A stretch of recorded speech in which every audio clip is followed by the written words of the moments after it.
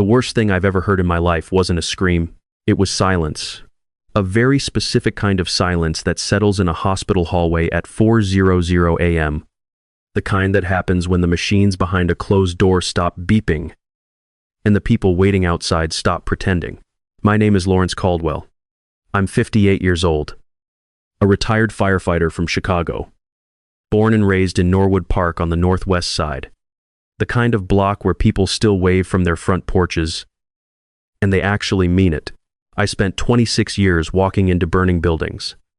I've seen things that never leave you. I've held my ground in moments that would completely hollow most people out.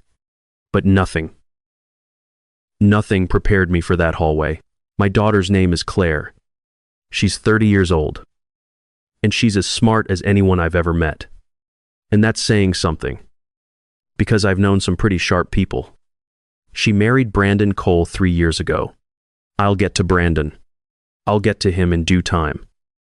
And I'll be very precise about it. Because some things demand precision. Claire was admitted to Mercy Hospital downtown just after midnight on a Thursday in late October. She was 38 weeks pregnant. It was a high-risk pregnancy. Here, begin. Dr. Sanders had been monitoring a placental condition since week 22 and had told them exactly what to watch out for. Claire did everything right. Every appointment, every instruction, every restriction. She did what she was told because she understood the stakes. And she is not a woman who gambles with the things that matter. Brandon drove her to the hospital. I got the call at 1241 a.m. My wife, Helen, was already putting on her coat before I even hung up the phone. We got to Mercy at 1:15. Helen had mentioned something to me about 6 weeks earlier. She said it in that quiet way she uses when she talks about things she doesn't want to be right about. A name, Yenna. Claire had mentioned her in passing. Something about a coworker Brandon was spending a lot of time with. Helen let it go. I filed it away in my mind. Brandon was in the hallway when we arrived. Not in the room with Claire. In the hallway. On his phone. He was standing with his back to the wall. Near the vending machines at the end of the corridor. He had his phone pressed to his ear with one hand, and his free hand planted flat against the wall behind him. The way people brace themselves when they're expecting a hit, I noted that. I filed it away. He saw us coming and lowered his phone. How is she? Helen asked immediately. Do they have her stabilized for now? He ran a hand through his hair. They're monitoring her closely. He said it smoothly. The right words. In the right order. Brandon Cole was very good at putting the right words in the right order. Right.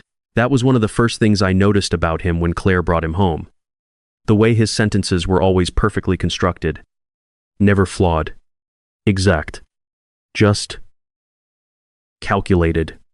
I've never fully trusted a man whose words come out that clean. They let us in to see Claire at 1:40. She was barely awake. But she was awake.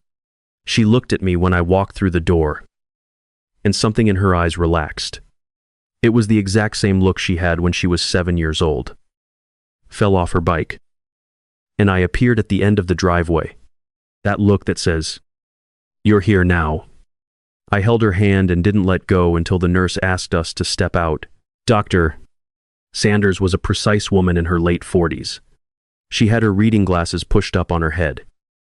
And that specific calm of someone who has been in enough bad situations that she doesn't have to fake her composure anymore. She just has it. She gave us the update in the hallway at 2:00 a.m. The placental abruption had progressed. Her blood pressure was dropping. They were working to control it. The situation was critical. She was honest without being brutal. I appreciated that. Because I have zero patience for sugarcoating when someone I love is in danger. Brandon stood next to me during that update. Arms crossed. Eyes down. Nodding at all the right moments. After the doctor went back in, I watched him pull out his phone. Check the screen. Put it away. And pull it right back out. I didn't say anything. Not yet. No. The woman arrived at 2:20. She stepped off the elevator wearing a burgundy blazer. She looked to be in her late 20s, moving with the specific confidence of someone who knows exactly where she's going. In a building she's never been in before. She stopped when she saw Brandon. He saw her at the exact same moment. Something passed between them in that half second that didn't need words. "What is she doing here?" Helen whispered beside me. I didn't answer. I was watching. Brandon walked over to her. They spoke in hushed voices near the elevators. She touched his arm once. "And he lit here." After a moment, he brought her over to us. "This is Jenna," he said. "We work together." She heard about Claire and wanted to come see how she was doing. Nobody drives to a hospital at 20 inches the morning for a coworker's wife. "That's very kind of you," Helen said, using the exact tone she uses when she means the absolute opposite. Jenna said something sympathetic that I didn't really process, because I was too busy watching Brandon's hand slip down to the small of her back for a brief second, before he caught himself and pulled it away. I breathed in through my nose. In. Out. I filed it away. "I want to tell you about Nurse Patty Sullivan, because she is the reason I know what I know." Patty had been an OB/GYN nurse at Mercy for 14 years. She was meticulous, professional, and she had the sharp eyes of someone who spent a decade and a half reading the room under pressure. She was working the night shift that Thursday. She was updating charts at the nurses' station, about 12 feet from where Brandon and Jenna were standing at 3:30 inches the morning. She told me all of this later. At the time, I was in the small family waiting room down the hall with Helen, who had both hands wrapped tightly around a coffee she wasn't drinking. "A 3:40, she szepte." Claire's heart stopped. I didn't know it in that exact second. You never do. From the waiting room, all I knew was that suddenly, the hallway exploded into motion. Rushed footsteps. A crash cart rolling by. Voices shouting instructions with that flat, rapid tone of people who have locked into a life-or-death rhythm. Helen grabbed my hand. They didn't tell us anything for 22 minutes. Those 22 minutes are the ones I don't talk about. Not because I can't, but because they belong to Helen, to May, and to the God we were talking to in that waiting room. Broadcasting that conversation would be disrespectful, but I can tell you this. At Batru Noah. The doctor walked through the door. Her face had that neutral, rehearsed expression that doctors build up over the years for delivering news both good and bad. I know that face. I used to put on a version of that same face when I had to knock on a door at 2 in the morning. I knew what it meant. It meant she was holding everything in until the words could speak for themselves. "She's alive," the doctor said. "We brought her back. She's critical, but stable. She's alive." Helen made a sound I had never heard her make before, and I haven't heard since. I sat completely still for a moment, then stood up. "Can we see her?" "Not yet. She's heavily sedated. But she's alive. She's fighting." I nodded. I thanked her. She walked back out the door. I stood in the hallway. I leaned my back against the wall and focused on breathing until my hands stopped shaking. I didn't know it yet. But the night wasn't over, and what was about to happen would change everything I thought I understood about the man my daughter had married. This is what Patty Sullivan saw from the nurse's station while I was in the waiting room, not knowing if my daughter was dead or alive. She saw Brandon Cole standing near the elevator with Jenna at 350, and when the doctor came out into the hallway to give the update, she saw his face when the doctor said they had lost Claire's heartbeat and were actively trying to resuscitate her. Patty described it to me later, using the careful language of a professional, choosing her words deliberately. It wasn't grief. Patty told me he was moving too strangely for it to be grief. It was like a man who had been waiting for a test result and was processing what that result meant. Patty had worked 14 years of night shifts. She knew the difference between a husband falling apart and a husband recalculating his options. She went back to her charts. At patru unu? She heard Brandon's voice, about 15 feet away. Low, but not low enough. If she doesn't make it, he said, The mortgage automatically reverts to a single title. I had them redraw it in September. Jenna didn't say a word. She just adjusted the strap of her purse and stared at the door to Claire's room. With an expression Patty accurately described as impatient, Patty put her pen down. She looked at the door. She thought about the woman on the other side, the doctor fighting to save her, and the man in the hallway doing real estate math. She picked her pen back up, kept watching, and remembered, I was back in the hallway at 431 when the doctor came out to tell us Claire was alive. Brandon was standing a few feet to my left. I watched as his face received the information. I watched him pantomime the correct expression. Relief. Gratitude. But his rhythm was slightly off. Like an actor performing a scene he'd already rehearsed for a completely different ending. Thank God, he said. The right words. The right volume. One beat too late. The doctor said there was something else she needed to discuss with the immediate family. She looked at me, looked at Brandon, and pointed toward the small consultation room at the end of the hall, the one with the round table, a box of tissues, and nothing on the walls. That room that exists in every hospital for the sole purpose of delivering news you need to be sitting down for. Brandon looked at Jenna. Jenna looked at Brandon. She took a step back toward the elevator. We went in without her. The doctor sat across from us. She laced her fingers together on the table. She looked at Brandon first, then at me. Claire wasn't carrying a single baby, she said. The room went dead silent. She's been expecting twins from the beginning. The second baby was positioned behind the first in a way that looked like a shadow on the early ultrasounds. I've been monitoring them both since week 22. She paused. Both were delivered via emergency C-section during the resuscitation. The delivery is what made it possible to save her. She let those words hang in the air for a moment. Twin A. A baby girl weighing 3 pounds. 15 ounces. Is in the NICU. She's breathing with assistance. And we expect her to do very well. Twin B. Another girl. 3 pounds. 12 ounces. Is also in the NICU. She's breathing on her own. And is also expected to do beautifully. Your daughters. Mr. Cole. All 3 of them. I covered my mouth with my hand. Helen, who had walked in from the waiting room when the doctor called us, reached out and grabbed my arm with both hands, holding on the way you hold on to something you almost lost. I looked at Brandon. His face showed an expression I had only seen once in my life. On a man at a card table who had gone all in on a hand, only to watch the other guy flip over something he never saw coming.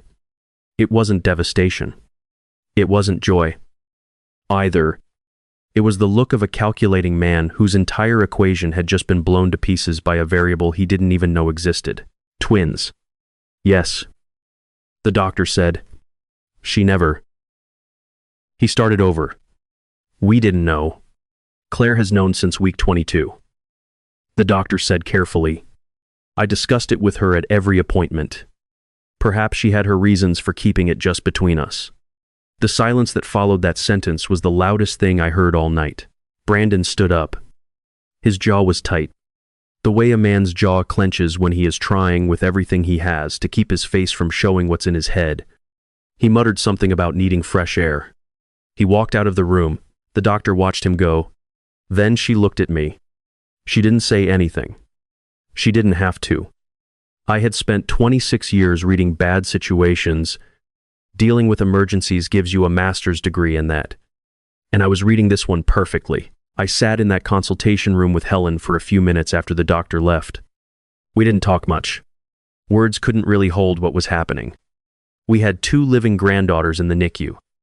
We had a heavily sedated daughter in a hospital bed who had died, come back, and was going to wake up to a truth she had already half guessed.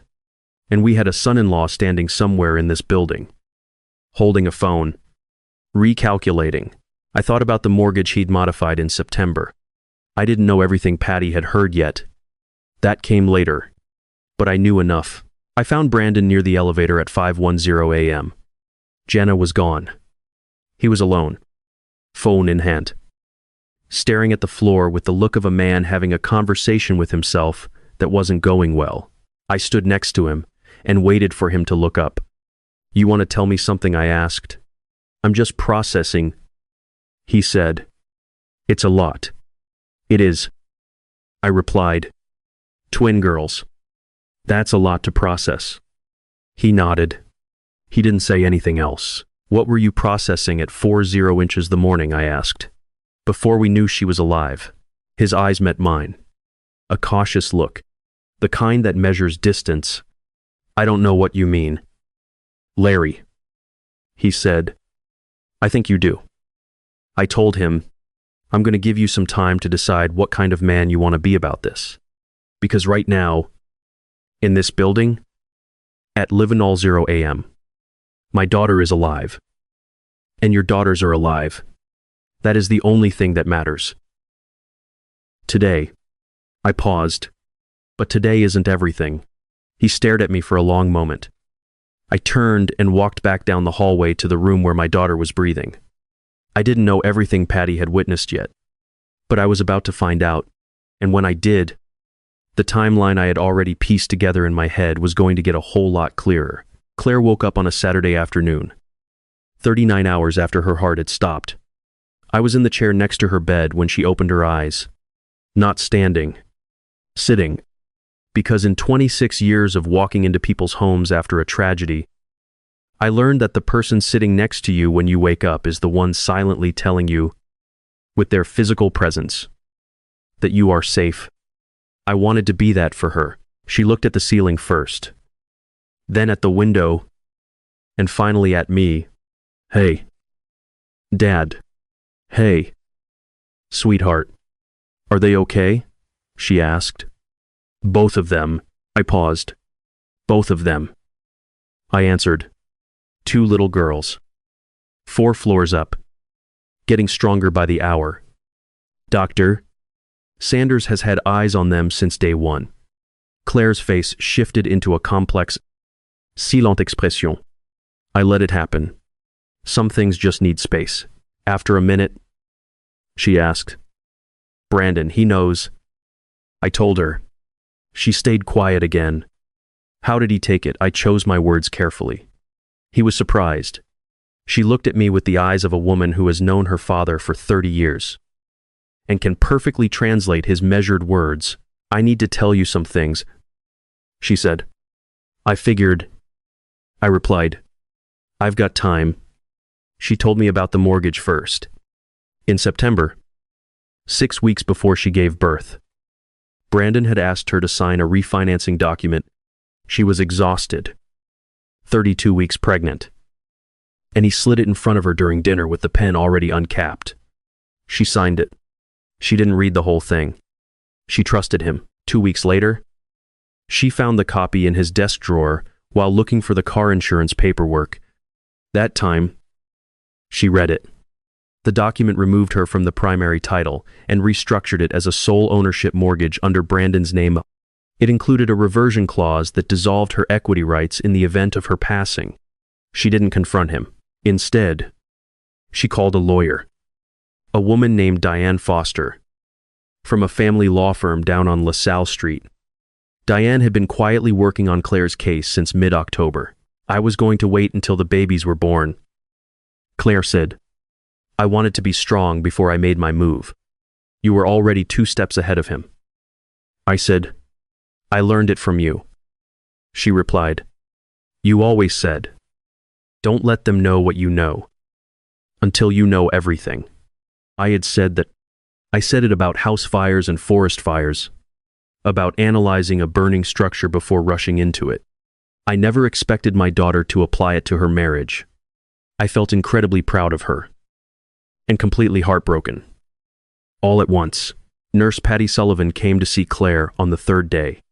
She introduced herself simply, said she'd been on shift the night Claire was admitted, that she was part of the team.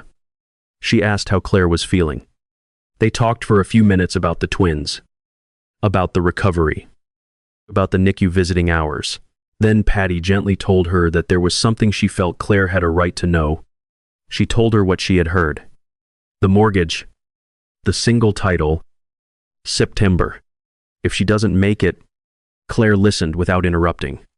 Her face cycled through several emotions before settling into that very specific stillness I knew so well. The stillness she'd had since she was a little girl when she was making a decision. Not reacting. Deciding. Thank you, Claire said when Patty finished. I want you to know I'm not surprised, and I want you to know I'm already handling it. Patty nodded. She looked at Claire, the way people look at someone who just confirmed their initial suspicion that they were a force to be reckoned with. Her attorney, Diane Foster, arrived on the 4th day. They met for 2 hours in Claire's room behind a closed door. I sat out in the hallway, in the chair by the door, reading a magazine I wasn't actually reading. Available if she needed me.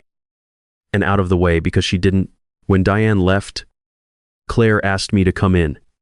She looked tired, but her eyes were clear. The way people look after, they've made decisions that have no reverse gear. It's in motion. She said, the mortgage issue is being addressed. The divorce papers will be filed next week. She paused. Diane thinks the reversion clause might constitute financial fraud. Given the timing and the circumstances, she's looking into it. Good. I told her. Also, I want to avoid pointless screaming matches. I want to look him in the eye and be the one controlling the room. You will, I assured her. You always do. Brandon came on the 5th day. He brought expensive flowers wrapped in brown craft paper. He stopped in the doorway of Claire's room, looking at her in the bed, and then looking at the 2 hospital bassinets by the window that the NICU team had allowed up for the afternoon. He looked at his daughter's faces for the first time. Something shifted in his expression that I think was genuine. The flowers were real. Whatever he felt in that doorway was real. I believe that, but it didn't change a damn thing. Claire looked at him. Come in, she said. He sat down. She told him what she knew. Not all at once. She handed it to him in the exact order required to cause the maximum amount of clarity. The mortgage document. The lawyer. Diane Foster. What Patty had heard in the hallway. The divorce filing. He spoke. Some things were apologies of varying quality. Others were excuses. She let him finish every single one of them before calmly pointing out that she hadn't asked for an explanation. At one point, he said, I panicked. I was terrified that night. And I panicked. Claire stared at him for a long time. You had the mortgage redrawn 6 weeks before that night. She said, that's not panic. That's planning. He didn't have an answer for that. There wasn't one. He left an hour later. The flowers stayed. Claire moved them to the windowsill so they'd catch the afternoon light. I watched her look at her daughters in that soft hospital glow. Tfotine, incredibly determined faces, breathing on their own, taking inventory of a world they had arrived in against all odds. Did you name them yet? I asked. Yeah, she said. Julia and Victoria. Mom's middle name. And yours. I didn't say anything for a moment. I looked at the 2 of them. Julia was sleeping. Victoria was awake, studying the light from the window with the serious, focused attention of someone who just got somewhere and is already paying close attention.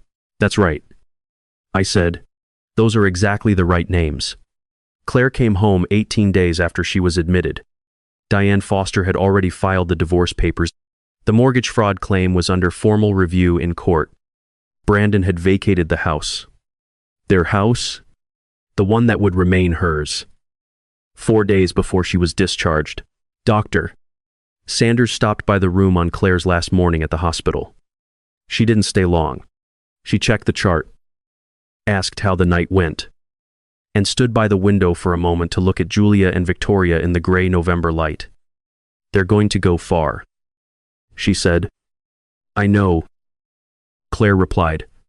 I think they already are. Here is what I take away from that hospital.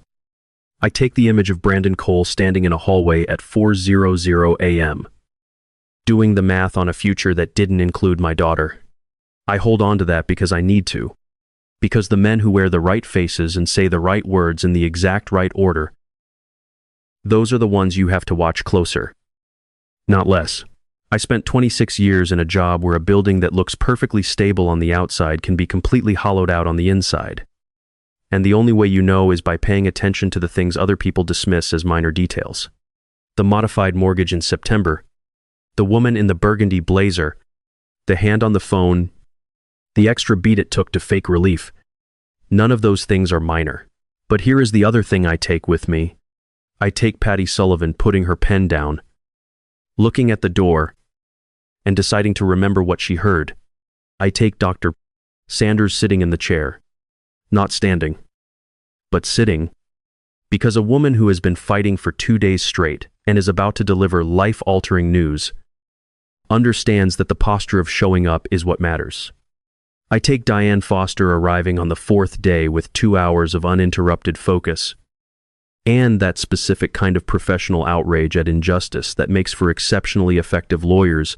I take Claire, in that hospital bed, with clear, determined eyes, already 2 steps ahead, looking at me and saying, "I learned it from you." I didn't teach her that. Her mother and I just gave her the soil to grow in. She built the foundation all by herself. Julia and Victoria are 4 months old now. Victoria has my mother's nose. Julia has Helen's laugh, which, given the circumstances, is one of the most extraordinary things I have ever witnessed. They were in there the whole time, fighting to arrive, refusing to just be a shadow. I should have known. They were Claire's daughters. What else could they possibly be?